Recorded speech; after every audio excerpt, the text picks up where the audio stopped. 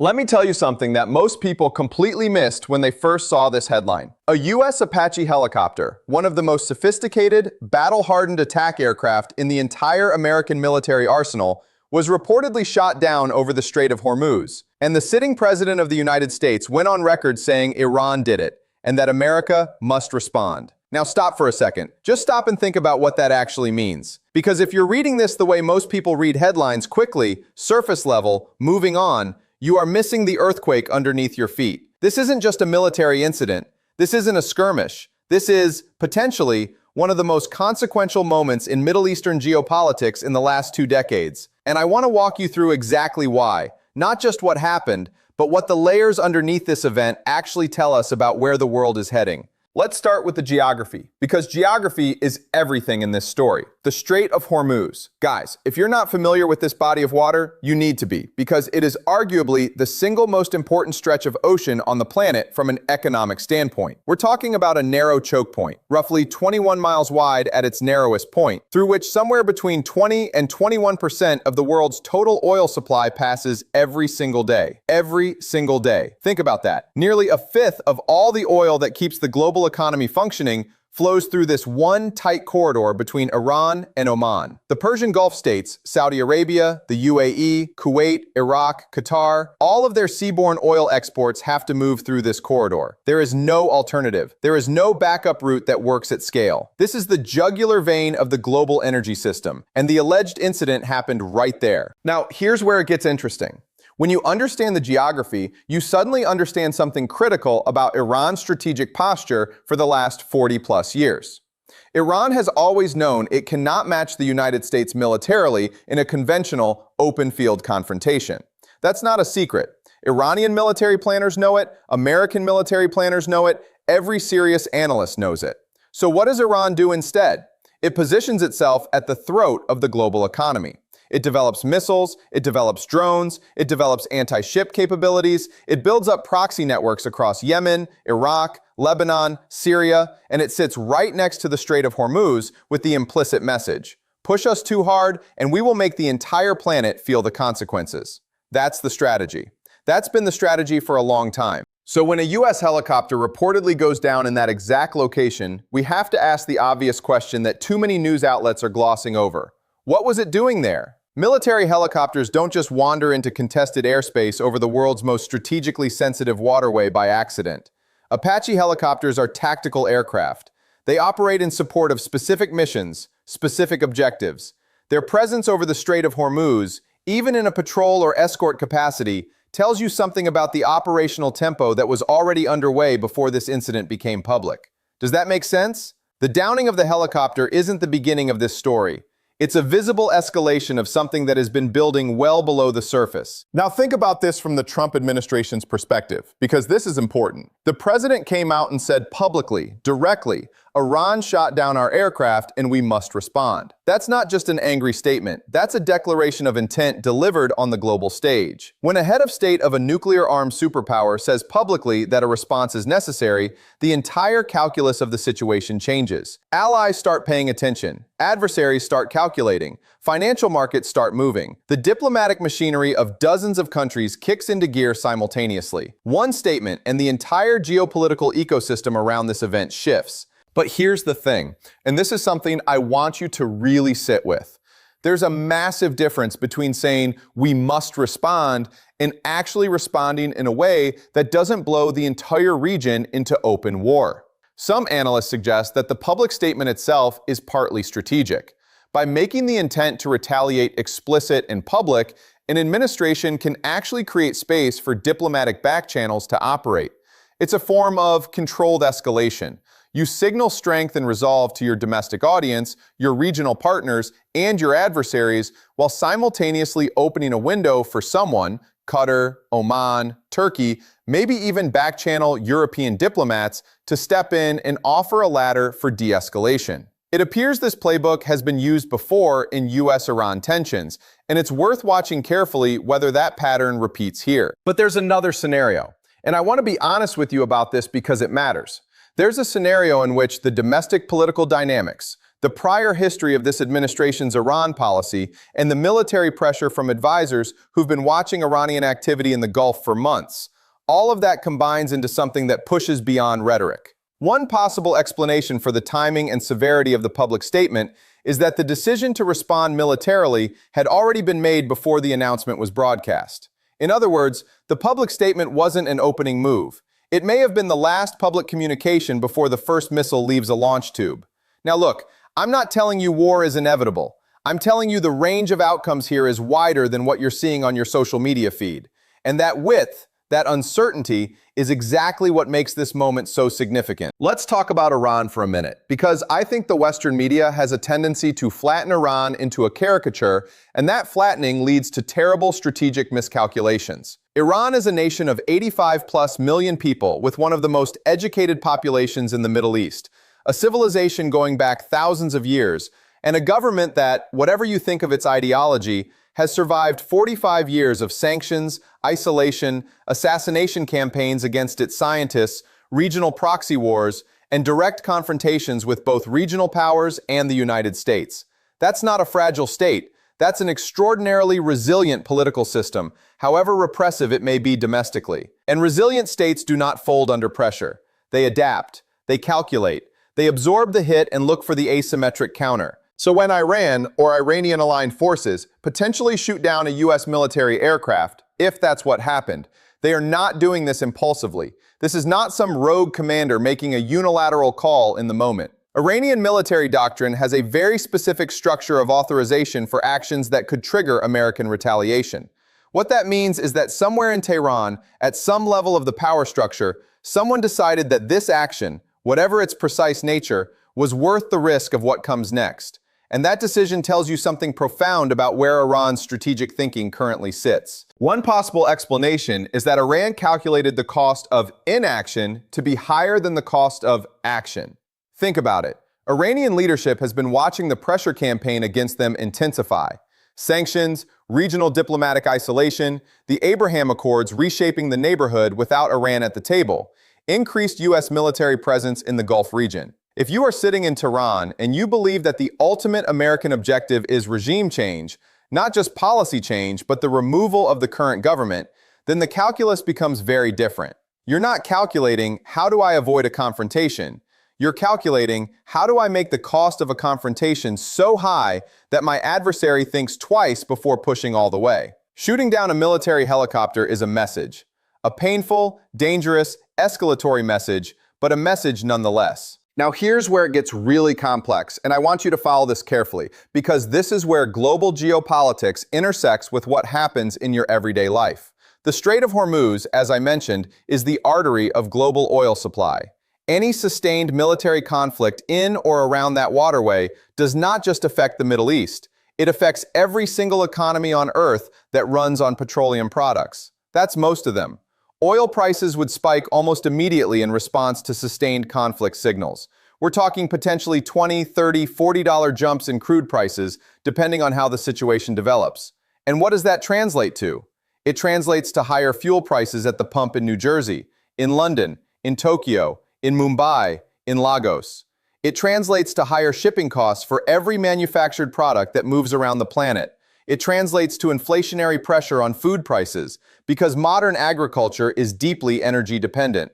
The ripple effects of conflict near the Strait of Hormuz are not theoretical. They are real, they are fast, and they are global. And that's why this event has the attention of every major power beyond just the United States and Iran. China, guys. China imports more Gulf oil than any other country on Earth. A significant portion of its energy security runs through the Strait of Hormuz. China's economic planners and military strategists watch anything that happens in that corridor with extreme intensity. Now, China has been carefully positioning itself diplomatically in the region. The 2023 Saudi-Iran rapprochement was brokered by Beijing, which was a genuinely stunning geopolitical development that signaled China's ambitions to be a credible power broker in the Middle East. So where does China sit if American and Iranian forces begin actively exchanging strikes? That's a very complicated position for Beijing. On one hand, it doesn't want American military dominance of the Gulf region. That's contrary to its interests.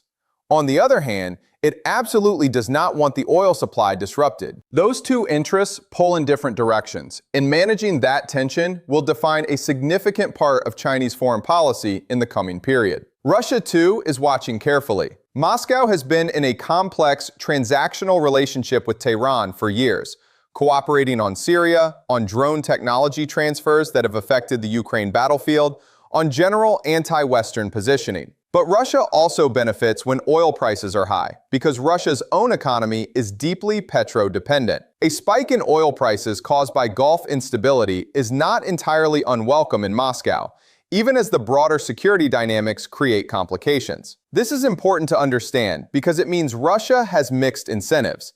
It doesn't want Iran destroyed, but it also isn't fully invested in preventing a crisis that drives up the commodity prices, keeping its war economy afloat. And then there's Israel, because you cannot talk about US-Iran tensions without talking about Israel. The Israeli government has been one of the most consistent voices pushing for harder action against Iran's nuclear program and its regional influence network. Iran's proxy forces, Hezbollah in Lebanon, various militias in Iraq and Syria, the Houthi movement in Yemen, have all been either directly or indirectly targeting Israeli interests. An American military confrontation with Iran changes the threat calculus for Israel dramatically. On one hand, a degraded Iranian military capability would reduce the direct threat to Israeli territory. On the other hand, a regional war creates enormous volatility, potential for miscalculation, and the risk of multi-front conflict that even the most hawkish Israeli strategists view with some anxiety. Does that make sense? There are no clean outcomes here. Every player in this game is managing a complex portfolio of risks and interests. Now let me talk about something that I think is genuinely underappreciated in most of the coverage: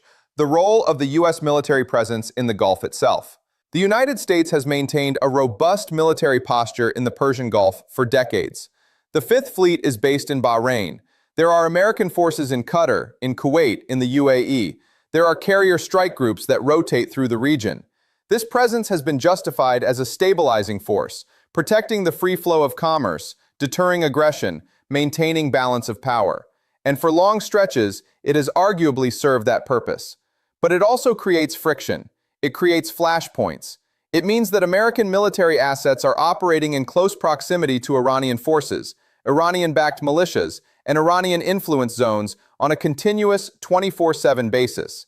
The probability of incidents, accidental or intentional, scales with proximity and operational tempo. If the Apache helicopter incident is confirmed as Iranian fire, it didn't happen in a vacuum. It happened in the context of an extended period of escalating tensions, increased patrol activity, drone incidents, tanker seizures, and back-and-forth provocations that have been building for months. Some analysts suggest that the incident may represent a deliberate Iranian decision to cross a threshold that has previously been respected, namely, not directly targeting manned US military aircraft. Previously, Iran and its proxies have targeted unmanned drones. They've seized tankers. They've harassed naval vessels. But taking down a helicopter with crew aboard is a qualitatively different action. It's a message written in blood, and the American political system, regardless of who is president, does not easily absorb that kind of message without a response that restores deterrence. This is where I want to introduce the concept of deterrence theory, because it's absolutely central to understanding where this goes.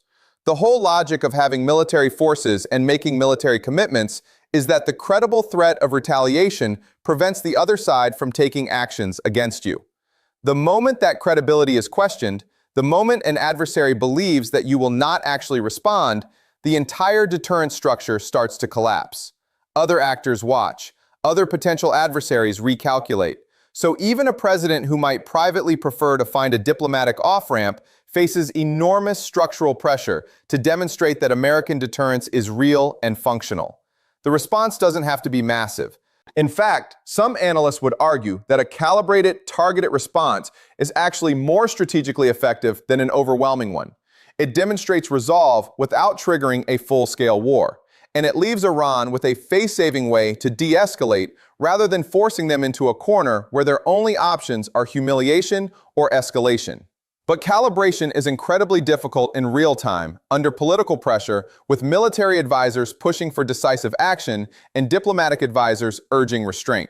History is full of examples of conflicts that began with intentions of limited, proportional response and spiraled into something far larger. The Gulf of Tonkin. The chain of miscalculations leading to the First World War. The 2006 Lebanon War, which neither Israel nor Hezbollah expected to become as destructive as it did. Understand this. The gap between what decision makers intend and what actually unfolds in a military conflict is often catastrophic. So what happens next? Look, I want to be honest. No one knows with certainty. But here's what I think the most likely scenarios look like. Scenario 1. The United States launches a targeted strike or series of strikes against Iranian military installations, possibly air defense systems, possibly naval facilities, possibly Revolutionary Guard assets near the Gulf Coast, designed to exact a painful but contained cost without targeting Iran's nuclear program or leadership. Iran then retaliates through proxies, a missile attack on a U.S. base in Iraq, a Houthi escalation, something that allows Tehran to show its domestic audience that it responded without triggering a full-scale American air campaign against Iranian territory.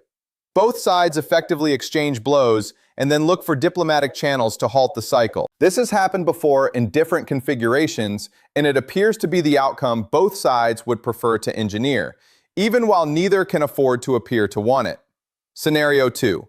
The response is larger than Iran anticipated, and Iran chooses to escalate through direct means, closing or attempting to close the Strait of Hormuz, targeting Gulf Arab oil infrastructure, activating Hezbollah in a serious way against Israel. This is the scenario that turns a bilateral confrontation into a regional war, and it's the scenario that would have the most devastating global economic consequences. Oil prices would potentially reach levels not seen in modern history. Global supply chains, still fragile from recent years of disruption, would face another severe stress test. The international response, attempts at ceasefire, emergency Security Council sessions, frantic diplomacy by European and Asian powers, would follow quickly but might not be fast enough to prevent serious damage. Scenario 3, and I know this might sound optimistic given the current rhetoric, but hear me out. Scenario 3 is that back-channel communications are already happening. A face-saving formula is being constructed, and what looks like the edge of war is actually a managed crisis that both sides want to step back from. Iran, for all its revolutionary rhetoric, has historically been quite rational in avoiding outright military confrontation with the United States when it judges the cost to be prohibitive. Its leadership is not suicidal, and the United States, with all its military power, has consistently discovered over the past 2 decades that winning a military campaign in the Middle East and achieving a stable, favorable outcome are 2 very different things. There's institutional memory in Washington, in the State Department, in parts of the Pentagon, among senior intelligence officials, that counsels extreme caution about being drawn into another open-ended military commitment in the region. Here's what I'd ask you to watch in the coming days. Watch what Iran says publicly through its official channels. Not just the hardline statements that are intended for domestic consumption, but the more measured signals sent through foreign ministry communications, through Iranian diplomats in third-party capitals, through the statements of figures who have historically served as interlocutors in U.S.-Iran back-channel communications. Watch whether Qatar, which hosts both the largest American airbase in the region and has maintained diplomatic relations with Iran, becomes visibly active. Watch what Oman does, because Oman has historically been the most important quiet diplomatic back-channel between Washington and Tehran going back decades. If Omani diplomats start moving, that's a signal. And watch the oil futures market. Not because it tells you what will happen, but because the collective intelligence embedded in commodity markets, with all their flaws, often prices in information that hasn't made it into public discourse yet. Now look, I want to zoom out one more time, because I think the most important frame for this entire situation is one that most coverage misses entirely. What we are watching in real time is the stress test of an international order that was constructed around American military primacy. For roughly 3 decades after the Cold War, American military superiority was so overwhelming that regional powers generally calibrated their behavior around the assumption that direct confrontation with U.S. forces was suicidal. That assumption has been eroding. Not because American military power has diminished in absolute terms, it remains extraordinary, but because the political will to sustain prolonged military commitments has visibly diminished after the experiences of Iraq and Afghanistan. Because adversaries have invested heavily in asymmetric capabilities, drones, ballistic missiles, proxy networks, designed specifically to impose costs without triggering American strengths. And because the rise of China as a genuine great power competitor has forced American strategic attention and resources to divide between multiple theaters. Iran, it appears, has been watching this shift and calibrating its risk tolerance accordingly. Whether this specific incident represents a catastrophic miscalculation on Tehran's part or a sophisticated probe of American political resolve, only time will tell. But the broader pattern is undeniable.